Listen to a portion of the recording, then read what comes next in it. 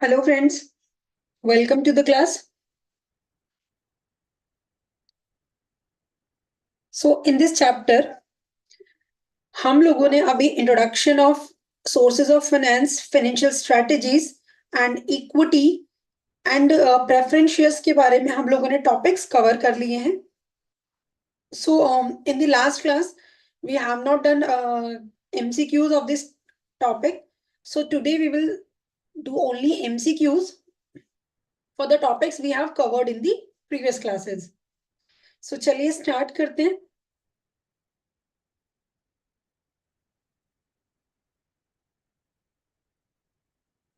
So 16 questions we have done in earlier classes of this chapter. So today we will continue with question number 17. So देखिए first question, what does equity mean in the context of finance? So equity का meaning क्या होता है in the context of finance? Option A, ownership interest in a company. Option B, cash reserves held by a firm. Option C, long-term debt obligations. Option number D, fixed assets of a business. So बताइए which can be the right answer of this question. Equity का मतलब क्या होता है हमारे finance के sense में? Cash reserves होता है? No, we can not say. Long term debt obligation होता है? नो. फिक्स्ड एसेट्स होता है? No. So what will be the answer? Answer will be option number A, that is ownership interest in a company, right? Next question देखिए. What advantage does equity capital offer in terms of surplus assets during liquidations? So क्या फायदा होता है equity capital को in terms of surplus assets during liquidation? जब company बंद होती है और उसको कुछ भी सरप्लस मिलता है, सो उस टाइम पे इक्विटी कैपिटल को क्या बेनिफिट मिलता है, क्या एडवांटेज मिलता है? So option number 1, preference in the asset distribution. Option number B, no rights to surplus assets. Option number C, equal distribution of surplus assets. Option number D, full control over surplus assets.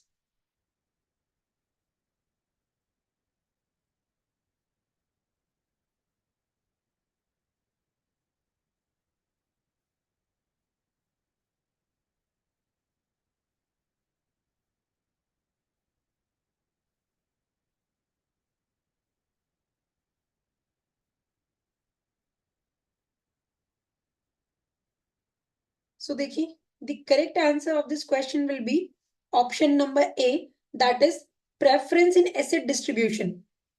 क्योंकि क्या होता है जब हम सब लोगों को payment कर देते हैं और उसके बाद जो सरप्लस बचता है वो हमारा किसके लिए होता है? इक्विटी के लिए होता है, अनलेस एंड अनटिल हमारी कंपनी ने पार्टिसिपेटिव प्रेफरेंस शेयर्स इशू किए हुए हैं.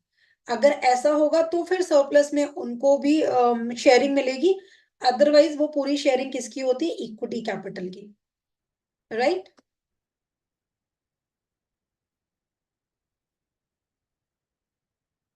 नेक्स्ट क्वेश्चन देखिए. What is the nominal value of equity shares? Option A value assigned by shareholders. Option B, market value at a given time. Option C, fixed value per share. Option number D, value determined by the auditors. So nominal value जो है equity shares की, उसका मतलब क्या होता है?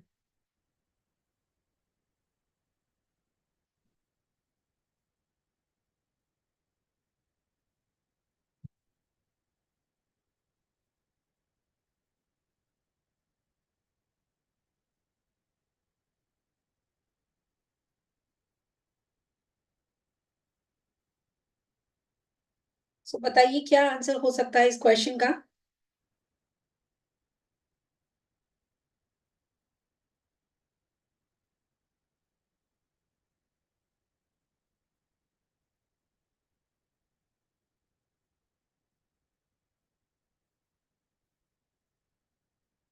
सो देखिए, answer will be option number C, that is fixed value per share. तो हमारे जो इक्विटी शेयर्स हैं, इक्विटी शेयर्स की जो नॉमिनल वैल्यू होती है वो होती है फिक्स्ड वैल्यू पर शेयर, जिसको कि हम लोग फेस वैल्यू भी कहते हैं, राइट। और ये जो फेस वैल्यू है, ये फिक्स्ड वैल्यू होती है शेयर्स की। ये value assign by share holders नहीं होती है, मार्केट वैल्यू नहीं होती है, और वैल्यू डिटरमाइंड बाय ऑडिटर्स भी नहीं होती है। So the correct answer will be option number C, that is fixed value per share. Clear? Next question देखिए, what is the primary unit into which equity capital is divided? So किस primary unit में equity capital हमारी divided होती है? Option A, equity bonds. Option B, equity units. Option C, equity shares. Option D, equity derivatives.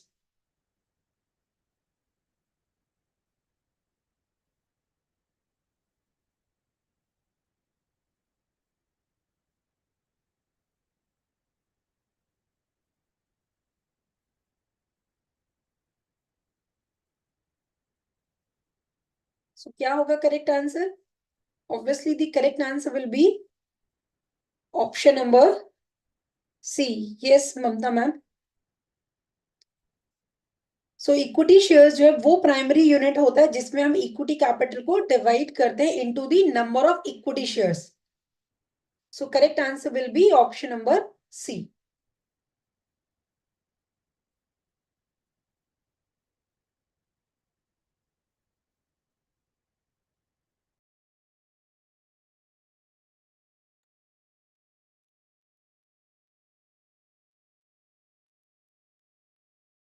Next question. So देखिए, उससे पहले हम लोगों की फ्री डेली लाइव क्लासेस चल रही है यूट्यूब पे for JIB, CIB and promotion exams के लिए। सो आप लोग इन यूट्यूब पे क्लासेस देखकर आप अपने एग्जाम्स की प्रिपरेशन कर सकते हैं for JIB, CIB and promotion exams. इसमें हमारी जो सीरीज चल रही है वो है कंसेप्ट्स भी प्लस क्वेश्चंस भी। सो जो अभी हमारी करंट क्लास है वो इसी सीरीज का पार्ट है। उसके अलावा long and difficult question classes हैं, एंड उसके अलावा case study and question classes है। सो आप यूट्यूब पे हमारी जो क्लासेस हैं, ये जो सीरीज चल रही है, इन सीरीज की सभी क्लासेस को देखकर आप अपनी जो प्रेपरेशन है अपने एग्जाम की, whether it is JIB, CIB और प्रमोशन एग्जाम, आप लोग प्रिपेयर कर सकते हैं, राइट। चलिए आगे बढ़ते हैं अपने क्वेश्चंस के लिए। सो देखिए question number 21, what is the primary characteristics of preference capital? So preference capital का प्राइमरी कैरेक्टरिस्टिक क्या होता है, राइट?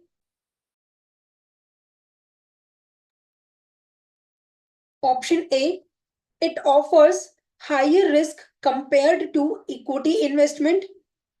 क्या प्रेफरेंस कैपिटल में ज्यादा रिस्क होता है as compare to investment? Option B, it provides voting rights to share holders. तो ये शेयर होल्डर्स को वोटिंग राइट देता है। Option number C, it gives priority in dividend payment and liquidation over equity shares. और option number D, it is secured by company assets. So very good Mamta ma'am, correct answer is option number C. It gives a priority over dividend and in liquidation over the equity shares. So preference capital को सबसे पहली बात तो कि वो higher risk उनमें नहीं होता है, रिस्क होता है नो डाउट, लेकिन इक्विटी से ज्यादा नहीं होता, राइट। वोटिंग राइट्स इनको नहीं मिलता है अनलेस कंपनी ने इनका 2 साल का डिविडेंड रोक लिया या नहीं दिया हो, तो उनको डिविडेंड ना देने के एक्सचेंज में उनको वोटिंग राइट दिया जाता है, राइट। अदरवाइज नॉर्मल सर्कमस्टांसेस में उनको वोटिंग राइट नहीं मिलता है। Clear? So the correct answer of this question will be, जैसा कि ममता मैम ने बोला, it gives priority in dividend payment and liquidation over equity shares, right. So 21 का correct answer option number C. चलिए next question, which of the following statements about preference capital is true. आपको बताना है कि इन statements में से preference capital के बारे में कौन सा स्टेटमेंट करेक्ट है।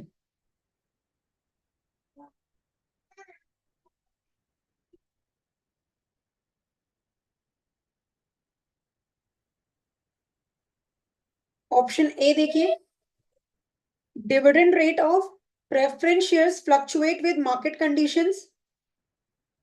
Option B, dividend paid out of preference shares is tax deductible for the company.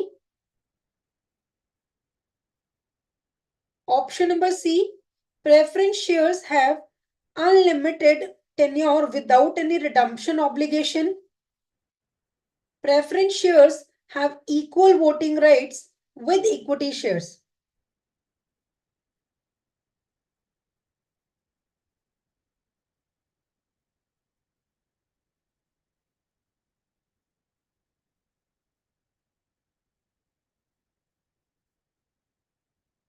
So देखिए,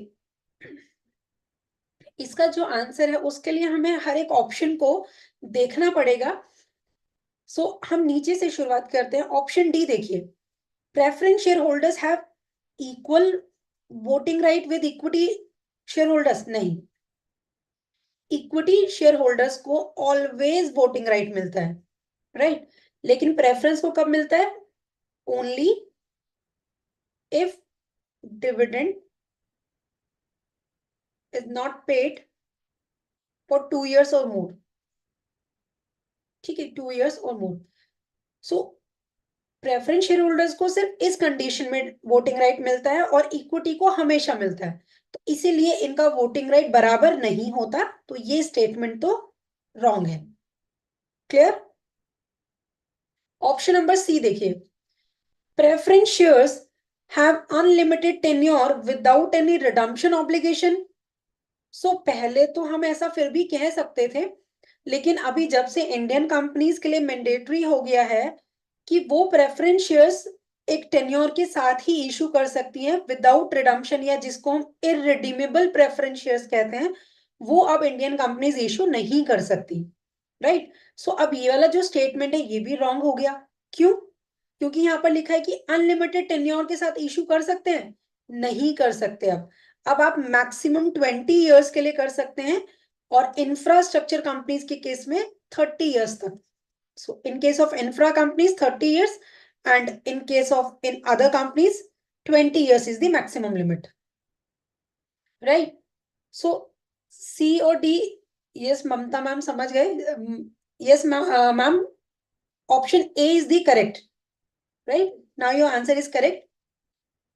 So that is why I explained every point, क्योंकि आप लोग रेगुलरली क्लास अटेंड कर रहे हैं, तो स्टिल अगर आपको डाउट है, सो दैट मीन्स कि कहीं पर कुछ एक दो पॉइंट का क्लैरिफिकेशन की रिक्वायरमेंट है।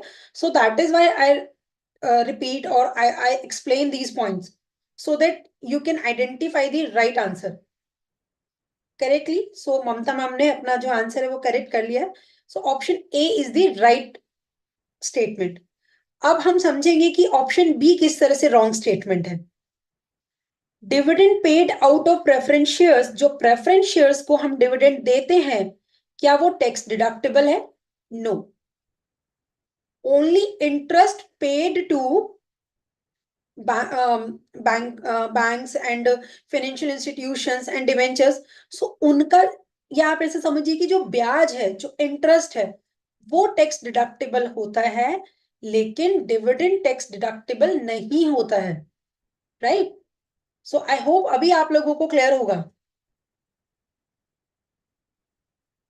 सो हमारा जो करेक्ट स्टेटमेंट है वो है ऑप्शन नंबर ए। बाकी जो स्टेटमेंट है बी सी डी, तीनों ही स्टेटमेंट्स हमारे गलत हैं। और स्टिल कोई डाउट है, क्योंकि ये इंपॉर्टेंट क्वेश्चन है, एग्जाम में इस तरह के क्वेश्चंस आ सकते हैं। So if there is any doubt तो you can ask. So I am giving you 2 minutes. एक बार आप इन पॉइंट्स को देख लीजिए, स्टिल कोई डाउट है तो आप पूछिए, आई विल एक्सप्लेन।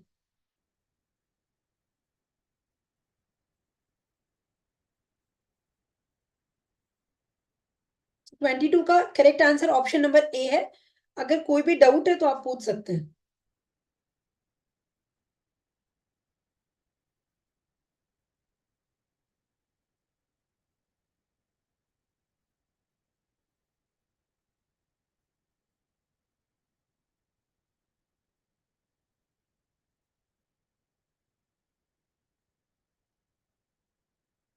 चलिए, तो कोई डाउट नहीं है, आगे बढ़ते हैं। अगर होगा तो नो प्रॉब्लम, आप बाद में भी पूछ सकते हैं, अभी थोड़ी देर बाद भी पूछ सकते हैं। चलिए, सो नेक्स्ट क्वेश्चन देखिए 23। What is the distinguishing feature of what is the distinguishing feature of cumulative preference shares? So cumulative preference shares का क्या एक ऐसा डिफरेंट फीचर होता है जो कि बाकियों में नहीं होता? सो option number A, dividends are paid only when profits are exceptionally high. Option B, dividends accumulate and are paid when profits are available in subsequent years.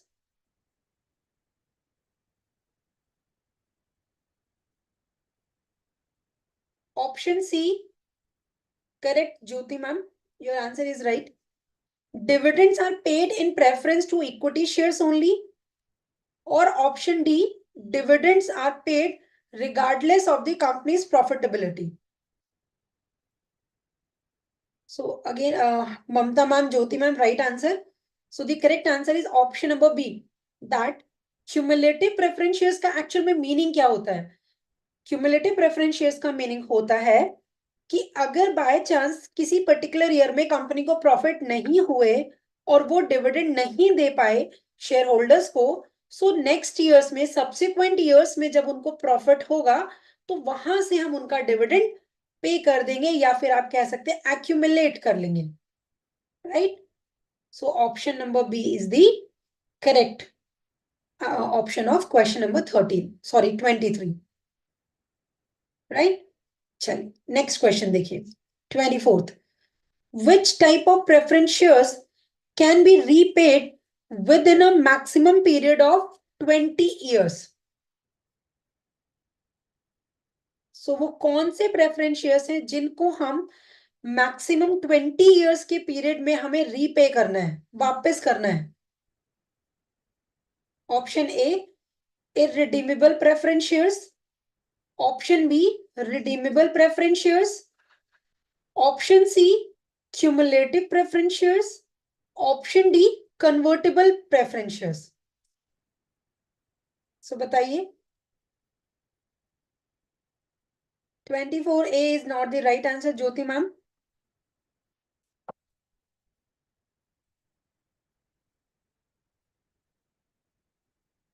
एक बार सोचिए, इररिडीमेबल प्रेफरेंस शेयर्स का मतलब होता है जिनका कोई भी मेच्योरिटी नहीं होती है।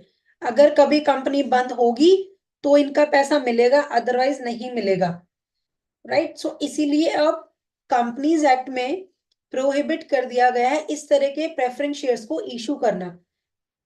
Now it is not allowed कि कोई भी Indian company irredeemable preference shares, मतलब जिनकी कोई मेच्योरिटी नहीं है, ऐसे प्रेफरेंस शेयर्स को कंपनी इशू नहीं कर सकती,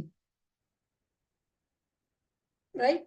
सो yes Mamta ma'am, your answer is right. Option number B is correct. Redeemable preference shares. Redeemable preference shares का मतलब which has to be repaid, जिसको हमें रीपे करना ही करना है within 20 years या फिर 20 years और earlier, जो भी उसका टेन्योर होगा, but maximum 20 years. And in case of infra, it can be extended up to 30 years. Right? So they are talking about 20 years, तो वो हमारे कौन सी कैटेगरी के प्रेफरेंस शेयर्स होंगे? वो हमारे होंगे redeemable preference shares. Clear? Cumulative preference shares और कन्वर्टेबल प्रेफरेंस शेयर्स अलग होते हैं, मतलब उसमें मेच्योरिटी का कोई पॉइंट नहीं होता एक्चुअली, राइट। मेच्योरिटी की जहां पर भी बात आएगी तो हम लोग कहेंगे कि या तो वो इररिडीमेबल है, जिनका कोई मेच्योरिटी नहीं होती, at the end of the company उनको रीपे किया जाएगा, like equity shares. But in case of redeemable, you have to repay preference shares within a maximum year, within maturity period, which cannot exceed 20 years. Clear? So if there is any doubt, तो you can ask. और बिल्कुल भी ये मत सोचिए कि इस बार हमारा आंसर गलत हो गया, ऐसा कुछ भी नहीं है। आप लोग यहाँ पर क्वेश्चंस, क्योंकि एग्जाम के क्वेश्चंस नहीं है, राइट। सो अगर आप अभी आपको यहाँ पर आंसर सही पता था तो बहुत अच्छी बात है, बट अगर आपने गलत भी दिया तो at least now you know the correct answer, right. This mistake is not repeated in the actual exam, so that is why I used to say कि at least participate in these MCQs, right. चलिए next question देखते हैं।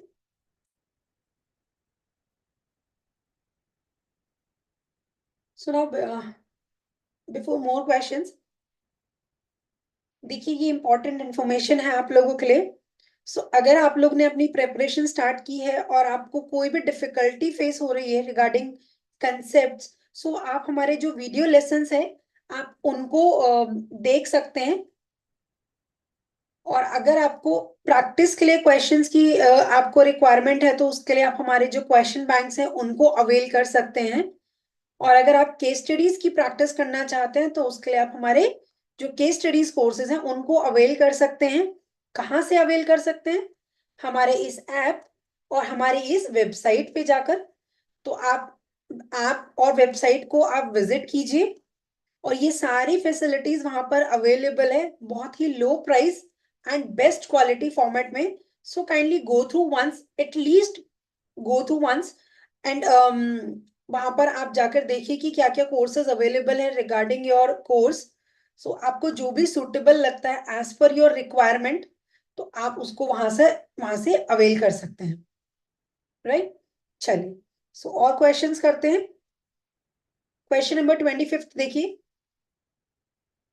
According to the Companies Act 2013, when do preference shareholders gain the right to vote on all company resolution?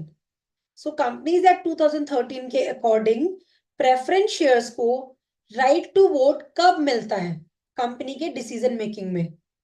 Option A, if they hold a significant percentage of preference shares. Option B, if the company skips dividend payment for 2 or more years। Option number C, if they convert their preference shares into equity shares। Option number D, if they request for special voting privileges। Yes, Jyoti ma'am, correct answer. Option number B is the right answer। कि अगर company dividend skip कर देती है 2 या उससे ज्यादा सालों में, तो उस केस में क्या होगा, कंपनी को उन प्रेफरेंस शेयर होल्डर्स को राइट टू वोट देना पड़ेगा। Yes Mamta ma'am, right answer. Clear? चलिए नेक्स्ट क्वेश्चन।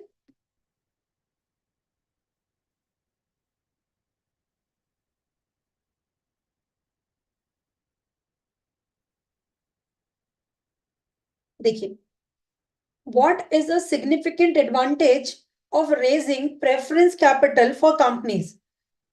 सो प्रेफरेंस शेयर कैपिटल से फंड रेज करने का एडवांटेज क्या है? Option A, it dilutes the equity holding of current owners. Option B, it leads to high cost of raising funds. Option C, it provides security to preference shareholders. Option D, it helps in improving the debt equity ratio without diluting equity holding. So बताइए आपके अकॉर्डिंग इन statements में से कौन सा statement advantage है preference capital का? Correct Mamta ma'am, option number D is the right answer. It helps in improving debt equity ratio without diluting the equity holding. Clear?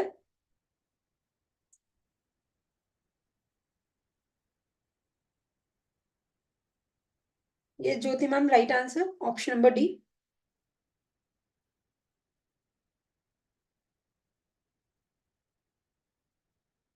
Next question देखिए 27। Which drawback is associated with preference capital? सो अब यहां पर आपको drawback बताना है, limitation बताना है, disadvantage बताना है प्रेफरेंस कैपिटल का। Option A, non deductible dividends decreases the real cost of funding.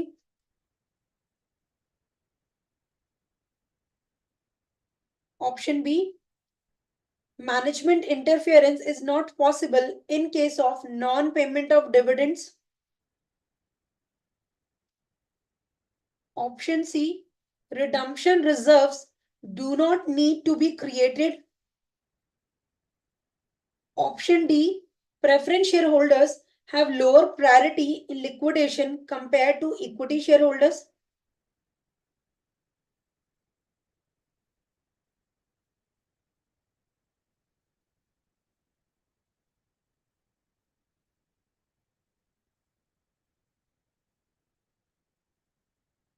यहां पर ये जो डिक्रीज लिखा है इसके जगह पे इंक्रीज होगा। सो बताइए क्या आंसर होना चाहिए हमारा?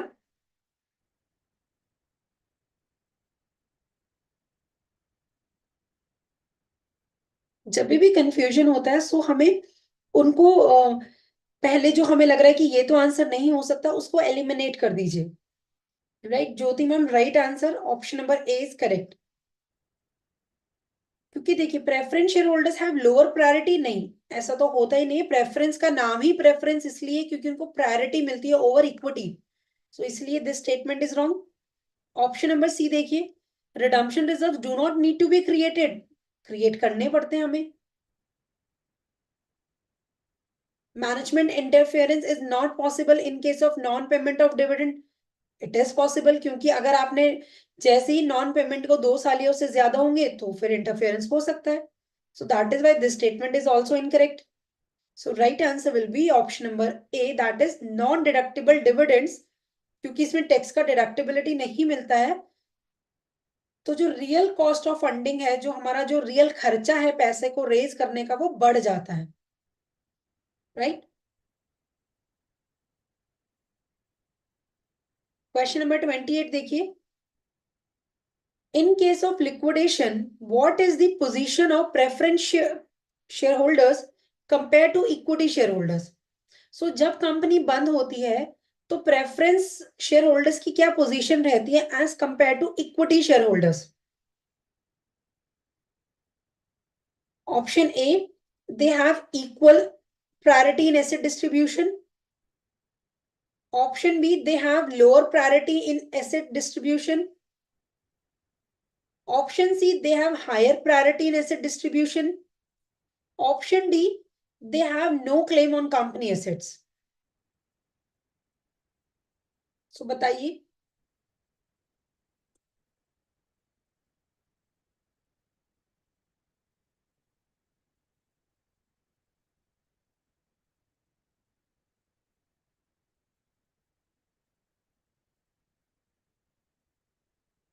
Jyoti ma'am, after this question of 28, I will take your doubt.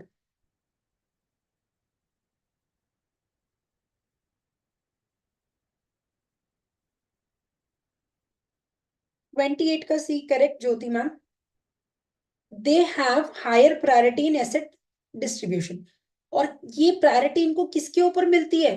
Only on equity share holders. हमेशा आपको सीक्वेंस याद रखना है. सबसे पहले जो डेट्स होते हैं हमारे, लाइक बैंक लोन, डिबेंचर्स, पहले उनको पेमेंट, उनको पहली प्रेफरेंस मिलती है. फिर उसके बाद प्रेफरेंस मिलती है सेकंड में प्रेफरेंस शेयर्स को. और फिर थर्ड नंबर पे हमारे आते हैं इक्विटी. राइट. सो हमेशा प्रेफरेंस शेयर होल्डर्स को जो प्रेफरेंस मिलती है वो ओवर इक्विटी मिलती है. डेट्स के ऊपर प्रायोरिटी नहीं मिलती. क्लियर? राइट. सो अब क्वेश्चन नंबर 23 में, क्वेश्चन नंबर 23 में, 23 में था ये.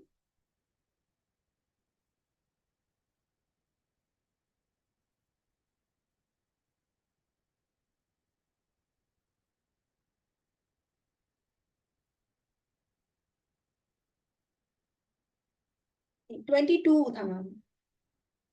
देखिए 22 जो क्वेश्चन है, इसमें हम लोगों ने पढ़ा था, ये मैम की क्वेरी है. 22 में हमने ये पढ़ा था कि हमारा जो ऑप्शन है, dividend rate of preference shares fluctuates with market conditions. So हम लोगों ने पढ़ा है कि जो प्रेफरेंस डिविडेंड है उनका जो रेट होता है, या आप कह लीजिए उनका जो डिविडेंड है वो फिक्स्ड होता है. राइट. फिक्स्ड या तो इन टर्म्स ऑफ परसेंटेज या फिर इन टर्म्स ऑफ हमारा परसेंटेज या फिर अमाउंट के टर्म्स में वो फिक्स्ड होता है. सो वो जो हम लोगों ने पढ़ा था इन प्रेफरेंस शेयर्स, तो वो बिल्कुल करेक्ट है. यहाँ पर क्या होता है एक्चुअली, जब हम टाइप्स ऑफ प्रेफरेंस शेयर्स पढ़ते हैं मैम, तो वहां पर हमें बहुत सारे टाइप्स मिलते हैं, like redeemable, irredeemable, cumulative, non cumulative, participating, non participating. So उसी में ही हमारा एक टाइप का प्रेफरेंस शेयर्स आता है. आप एक बार बुक में देखिएगा, तो वहां पर एक हमारे होते हैं एडजस्टेबल प्रेफरेंस शेयर्स. सो वहां पर वो जो एडजस्टेबल प्रेफरेंस शेयर्स होते हैं, वहां क्या किया जाता है कि जो रेट है ना, उसको लिंक कर दिया जाता है एक बेंचमार्क रेट से या मार्केट कंडीशन से, कि मार्केट में इंटरेस्ट रेट जैसे जैसे फ्लक्चुएट करेगा, अकॉर्डिंगली हम प्रेफरेंस शेयर्स को डिविडेंड देंगे. सो that is a type of preference capital. Right. So preference capital में वो बात बिल्कुल करेक्ट है मैम कि रेट या फिर अमाउंट फिक्स होता है किसमें? प्रेफरेंस डिविडेंड में. इसीलिए हम कहते हैं कि इसका ये जो फीचर है ये डेट से मैच करता है, क्योंकि डेट्स में भी या डिबेंचर्स में भी परसेंटेज फिक्स होता है, जैसे बैंक लोन में फिक्स होता है. राइट. लेकिन एक टाइप ऑफ प्रेफरेंस शेयर होता है जहां पर हम लिंक कर देते हैं हमारे प्रेफरेंस शेयर्स को मार्केट इंटरेस्ट रेट से या बेंचमार्क रेट से. राइट. जैसे बैंक्स में भी होता है ना, बैंक्स क्या करते हैं, बैंक्स लोन दे देते हैं. तो उन्होंने सपोज दे दिया 8% लोन. कल को अगर आरबीआई अपने रेट्स में कुछ चेंजेस कर देते हैं, तो उन रेट्स का इफेक्ट आपके एग्जिस्टिंग इस परसेंटेज पे इफेक्ट पड़ेगा. Right. yes, I agree Jyoti ma'am कि यहाँ पर they have not mentioned that they are talking about the adjustable preference shares. Right. So that point is correct. लेकिन अब यहाँ पर क्योंकि बाकी के स्टेटमेंट्स हमें क्लियरली पता थे कि वो रॉन्ग है, क्योंकि हमें पता है अनलिमिटेड टेन्योर वाले अब पॉसिबल नहीं है, इक्वल वोटिंग राइट होता नहीं है, टैक्स डिडक्टेबल होता नहीं है dividend.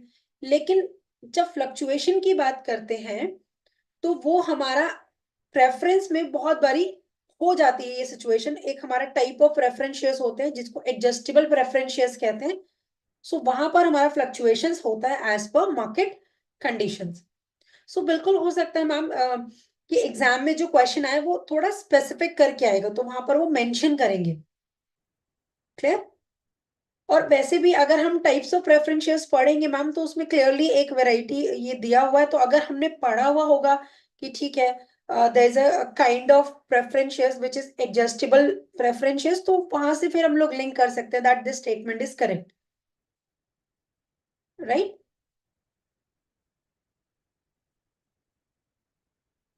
So is it clear? चलिए, तो अभी हम लोगों ने 28 तक हमने क्वेश्चंस कर लिए हैं, और प्लीज आप इनको रिवाइज कीजिएगा, बुक से रिवाइज कीजिएगा, जो भी हमारे जो कंसेप्ट हमने पढ़ा है।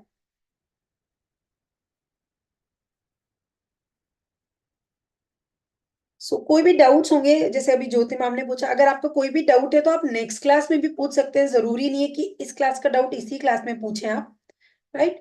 कोई भी डाउट्स होंगे तो पूछ लीजिएगा। क्लास को एज पर योर जो भी आपको फील हुआ है क्लास को देखकर, आप अकॉर्डिंगली लाइक डिसलाइक कर सकते हैं। अगर आपको बेनिफिशियल लगता है तो इसको शेयर कीजिए अपने फ्रेंड्स के साथ, और चैनल को सब्सक्राइब करके बेल आइकन प्रेस कीजिए so that you get all the notifications. So thank you so much, and we will continue in the next class. Practice करते रहिए, हमारे साथ सीखते रहिए, और अपने डाउट्स को क्लियर करते रहिए।